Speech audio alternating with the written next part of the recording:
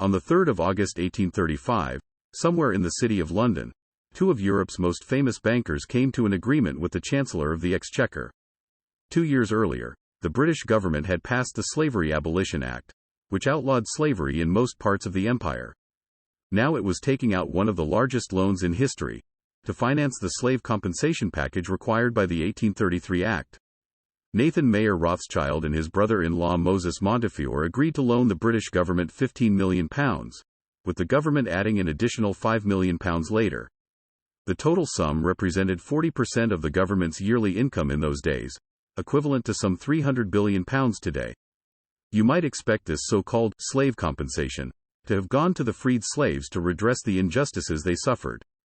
Instead, the money went exclusively to the owners of slaves, who were being compensated for the loss of what had, until then, been considered their property.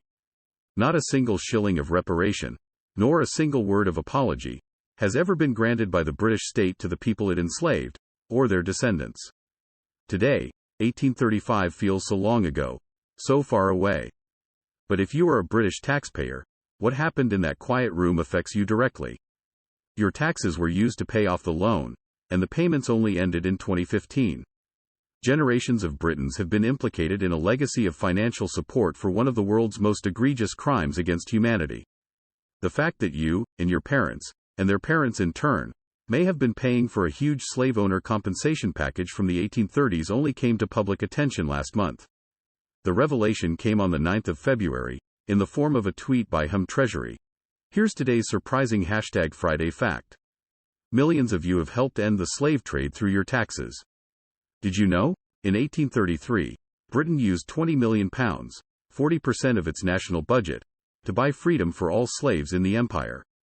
The amount of money borrowed for the Slavery Abolition Act was so large that it wasn't paid off until 2015. Which means that living British citizens helped pay to end the slave trade.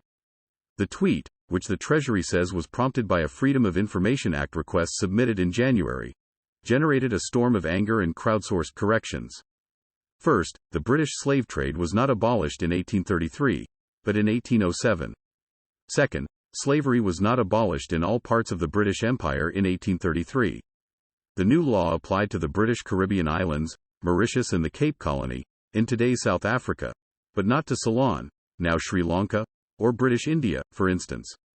Third, no freedom was bought for plantation slaves in 1833, as the enslaved were compelled to work in unfreedom, without pay and under the constant threat of punishment, until 1838. Most importantly, the Treasury's tweet did not mention that generations of British taxpayers had been paying off a loan that had been used to compensate slave owners, rather than slaves. The tweet, which was hastily deleted, had the stench of British historical amnesia and of institutionalized racism. A few days later, the historian David Olusoga wrote, "This is what happens when those communities for whom this history can never be reduced to a Friday factoid remain poorly represented within national institutions." The tweet was no aberration. It was emblematic of the way legacies of slavery continue to shape life for the descendants of the formerly enslaved, and for everyone who lives in Britain, whatever their origin. The legacies of slavery in Britain are not far off. They are in front of our eyes every single day. We can only begin to understand slavery's influence on Britain today by first allowing 500 years of human history to flash before our eyes. Beginning in the last decades of the 1400s, we see African people kidnapped from their families, crammed into the dark pits of slave forts, and then piled into the bowels of ships. We see voyagers and traders, such as John Hawkins in the 1560s, becoming some of the first British men to make massive fortunes from this trade in kidnapped Africans. By the late 17th century, we see the British coming to dominate the slave trade, having overtaken the Portuguese, Spanish and Dutch. We see tens of thousands of merchant ships making the Middle Passage, the voyage across the Atlantic that transformed captives from Africa into American slave commodities. Half of all the Africans transported into slavery during the 18th century were carried in the holds of British ships. From the 15th to the 19th centuries, more than 11 million shackled black captives were forcibly transported to the Americas, and unknown multitudes were lost at sea. Captives were often thrown overboard when they were too sick, or too strong-willed, or too numerous to feed.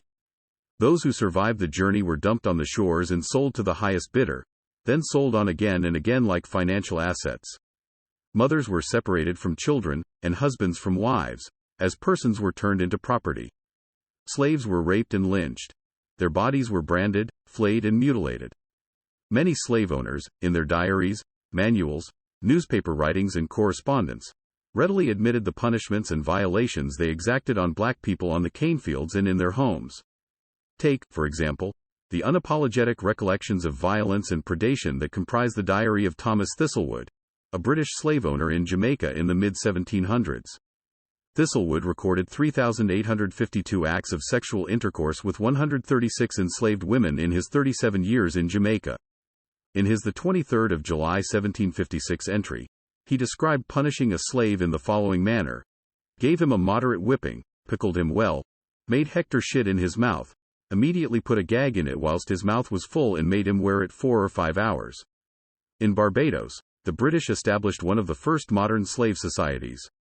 Slavery had certainly been practiced in many parts of the world since ancient times.